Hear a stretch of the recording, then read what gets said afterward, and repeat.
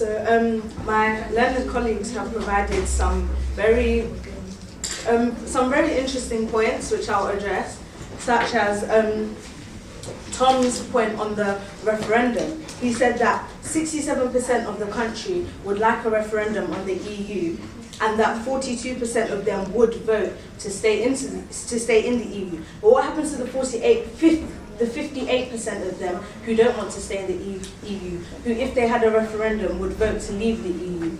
The point that we make is that if the youngest person who would have voted for the EU is 53, there's a clear problem. At the very least, we need to acknowledge the point that there's an increasing number of people in our country who don't want to be in the EU, and this has to be addressed. And so, my colleague Ruth made the point about peace. However, within the EU, there have been countries that have been influenced by civil wars within the EU, not between member states, but within their own country. The fact that countries in the EU are not at war within themselves doesn't negate the fact that outside of the EU, wars are being fought. Some of these wars have been, there are certain wars that people see that, for example, the war in Iraq, people say that Tony Blair should be taken to The Hague and tried as a war criminal for that war. But will that ever happen? No, because he is within he was the Prime Minister of a country which is such a big force in the EU. The EU is not always a force for peace. There was also I see that my opposing team did a lot of scaremongering with in these times of austerity, do we want to leave this big part of our economy? Why I say we do, because in these times of austerity, even 0.6% of our GDP should not be wasted. If it's only 0.6% of our GDP that we are able to take back and help reduce the deficit, then that's something.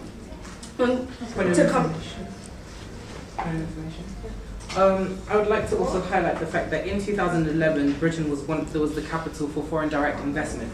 Now in 2012, it fell by 7%. How can we go out of the EU while our competitiveness is dying? By leaving the EU, we open ourselves up to more foreign markets. So leaving the EU could be the answer to that problem. Why should we be in the EU when the fastest growing economies in the world are outside of the EU? India, China, those economies aren't in the EU. I'll now take the points of my colleagues. Cicely highlighted the fact that the EU has no mandate, and this is the biggest problem that I see with the EU. How can we release the sovereignty that is given to Parliament to the EU when we have not voted for that?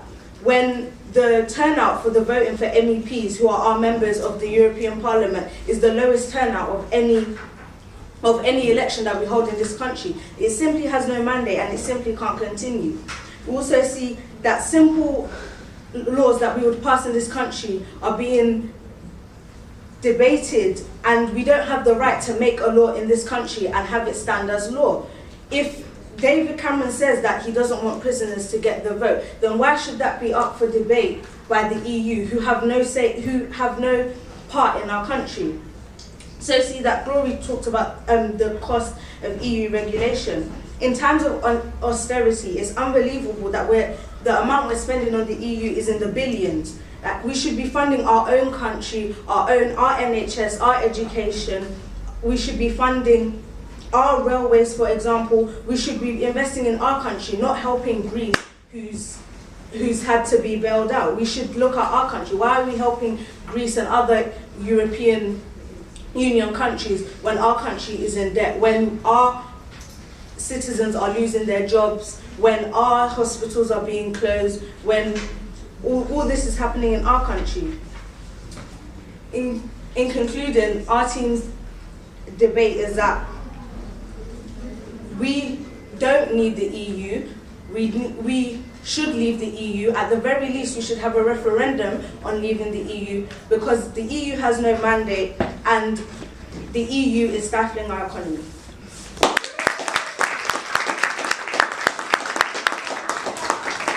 Thanks to